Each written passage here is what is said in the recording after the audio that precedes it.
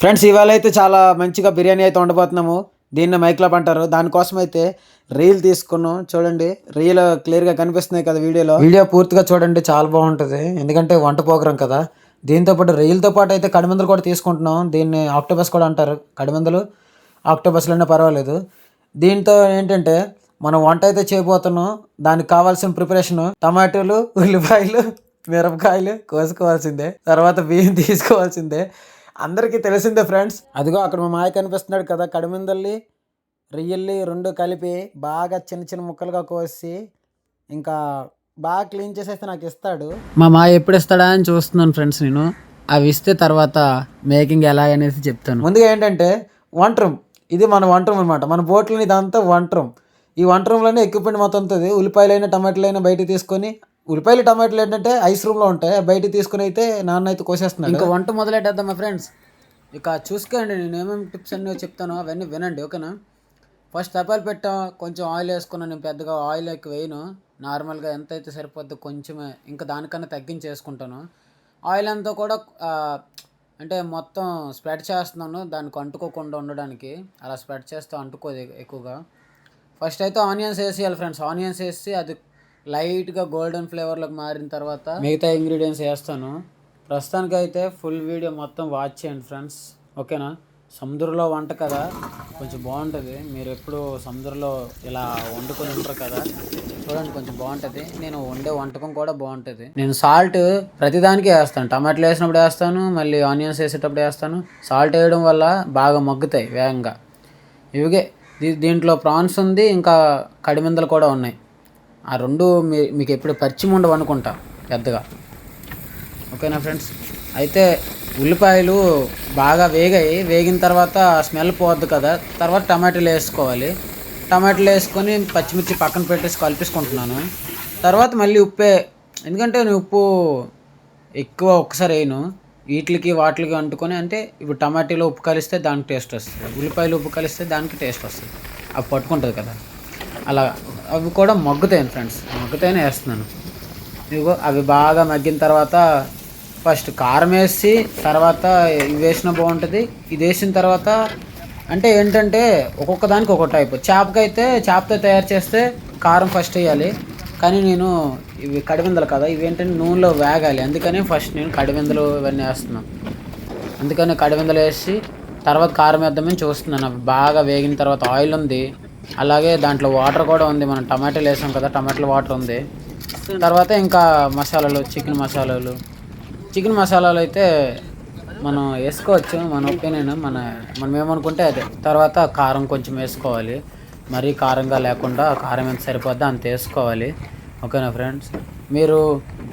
మీరు ఇంతకుముందు ఎప్పుడైనా ఇలాంటి వంటలు చేసి ఉంటే నాకు కామెంట్ చేయండి, మాకు కూడా వచ్చి బ్రో అనేసి మర్చిపోకండి. చూడండి బాగా వేగుతున్నాయి, అందులో ఉన్న కడిమిందలు కనిపిస్తున్నాయో లేదో ఒకసారి బాగా చూడండి క్లియర్గా. అదిగో గట్టి పెట్టి అయితే నేను కలుపుతున్నాను. చూడడానికి ఇప్పుడు దీన్నే కర్రీ పెట్టేసి తింటే సూపర్గా ఉంటాయి ఫ్రెండ్స్.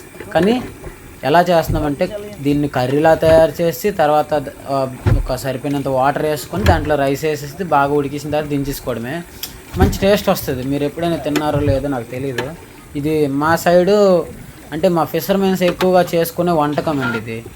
మైక్లాబ్ అంటారు దీన్ని.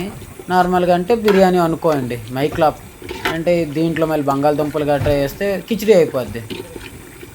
అందరికీ తెలిసిందేలే అండి, వంటల గురించి ఎవరో తెలియదు. కానీ ఈ వంటకం వండేటప్పుడు మీరు మాత్రం ఒకటి మర్చిపోకూడదు, ఎప్పుడు కూడా చింతపండు పులుపు ముందుగానే కలుపుకొని పెట్టుకోవాలి. ఎందుకంటే ఇదంతా అయిపోయిన ప్రాసెస్లోనే చింతపండు పులుపు వేయాలి. చింతపండు పులుపు వేస్తే మనం వేసే రైస్కి టేస్ట్ వస్తుంది, కొంచెం పులుపు యాడ్ అవుద్ది కదా, టేస్ట్ వస్తుంది. వెయ్యండి. తర్వాత నేను తీసుకున్న రైస్కి డబల్ గ్లాస్ వేసి, అంటే ఒక 4 నోటాలకు సంబంధించిన రైస్ తీసుకుంటే 8 నోటాలు వేయాలని ఫిక్స్ అవుతాం కదా, కానీ 9 వేస్తాను నేను. అంటే 1 నోట ఎక్కువ వేస్తాను. వాటరు కొంచెం ఎక్కువైనా పర్వాలేదు, లాస్ట్లో ఆ వాటర్ మొత్తం బయటికి వెళ్ళిపోద్ది, ఆవిరి రూపంలో తీసేయచ్చు. కొంచెం స్లిమ్లో పెడితే మొత్తం ఏముండదు, ఆవిరి మొత్తం వెళ్ళిపోద్ది ఎంత వాటర్ ఎక్కువైనా సరే. మొత్తం ఇంగ్రీడియంట్స్ అయితే వేస్తాం, ఒకటి మూత పెట్టుకుంటే అది వేగంగా బాయిల్డ్ అవుద్ది.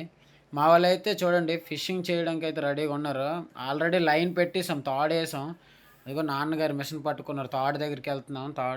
తాడు చేపలకేసి ఉంచాం. అది ఇప్పుడు లాక్కోవడానికి వెళ్తున్నారు. నేనేమో ఇక్కడ వంట వండుతున్నాను. లేకపోతే నేను కూడా అక్కడ ఉండాల్సిన వాడినే. అంటే తినాల్సిన టైం కదా! మా వాళ్ళు ఏటన్నారు, మేము లాగేసుకుంటాం, నువ్వు వండు అన్నారు. అందుకని అంతా ప్రిపరేషన్ చేస్తున్నాను. ఓకేనా ఫ్రెండ్స్, మీరు మంచిగా సపోర్ట్ చేయండి ఫ్రెండ్స్. ఇంకా ఇలాంటి వీడియోస్ చాలా పెడతాను. ప్రస్తుతానికైతే నాకు వీలయ్యేటప్పుడు మాత్రం కెమెరా పట్టుకోవడానికి అవుతుంది, మిగతా టైంలో అవ్వట్లేదు. మీరు ఇంకా సపోర్ట్ చేస్తే నేను చాలా ఇంకా సముద్రంలో ఏమేమి చేస్తానో అవన్నీ తీస్తాను. అప్పుడు మీరు చూడడానికి కూడా చాలా ఇంట్రెస్ట్గా ఉంటుంది. ఓహో, ఇంత ఇంత అంటే అంటే మీరు ఎప్పుడు చూడని విషయాలన్నీ కూడా సముద్రంలో ఉంటాయి. ఇంతవరకు మీరు చూడలేదు కదా, భూమిపైన ఉండేవే చాలా చూడలేదు, ఇంకా సముద్రంలో ఉన్నవి ఏం చూస్తారు. అందుకే నేను చూపిస్తాను ఫ్రెండ్స్. ఓకేనా. కర్రీ అనేస్తున్నాను. మన మైక్లో రైస్ అయితే బాగా రెడీ అయిపోతుంది. కలర్ అవన్నీ కనిపిస్తున్నాయి కదా. వాటర్ అయితే ఫుల్గా బాయిల్డ్ అయిపోయిన తర్వాత, వాటర్ బాగా దగ్గర పడిన తర్వాత ఒక పని చేయాలి. ఆ పని గురించి నేను చెప్తాను తర్వాత.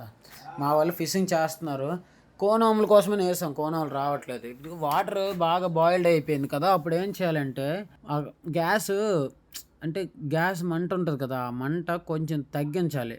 లో ఫ్లేమ్లో పెట్టుకుంటే మన కింద మాడకుండా వస్తుంది ఫ్రెండ్స్. ఓకేనా. ఇంకా సముద్రం అయితే హైలైట్గా ఉంది, మొత్తం క్లియర్గా ఉంది, ఏం ప్రాబ్లం లేదు. ఇదిగో మొత్తం దగ్గరికి వచ్చింది ఫ్రెండ్స్, చాలా బాగా వచ్చింది. ఆ కన్నాలు కనిపిస్తున్నాయి కదా, ఆ కన్నాలు ఎప్పుడు కూడా మనం కలపకూడదు. ఆ కన్నాలు ఏర్పడేటప్పుడు కన్నాల్లాగా ఉండాలి. అప్పుడే దాంట్లోంచి ఆవిరి వస్తుంది బయటికి. అందుకనే అప్పుడు మాడకుండా, వాటర్ ఉంది అనుకుంటే మంట ఎక్కువగా ఉన్నా పర్వాలేదు, వాటర్ లేకపోతే మాత్రం మంట తగ్గించండి. లో ఫ్లేమ్లో పెట్టుకుంటే కింద మాడకుండా రైస్ సూపర్గా ఉంటుంది ఫ్రెండ్స్. ఇంకా ఈ ఫుడ్ అయితే వండుకోవడానికి మ్యాక్సిమం అరగంట టైం తీసుకుంటాం ఫ్రెండ్స్. అరగంటలో ఈ ఫుడ్ రెడీ అయిపోద్ది. మనం అన్నీ కోసుకొని రెడీగా ఉంచుకోవాలి. ఓకేనా. వంట మొత్తం అయిపోయింది, మా వాళ్ళు పనిలో ఉన్నారు. ఆ పనిలో నేను కూడా జాయిన్ అయిపోవాలి, వెళ్తున్నాను మరి. ఫ్రెండ్స్, ఇప్పుడు తినడానికి సిద్ధమైపోయాము. ఇదిగో మా వాళ్ళు అందరికీ నేను అన్నం పెట్టేసి నేనైతే బాతులకు వచ్చేసాను. వాళ్ళు తింటున్నారు, ఉల్లిపాయలు తింటున్నారు, ఇంకా నిమ్మకాయలు ఉన్నాయి వాళ్ళ చేతుల్లో కనిపిస్తున్నాయి కదా, బాగా క్లియర్గా చూడండి. చాలా బాగుంది, స్మైలీగా తింటున్నారు.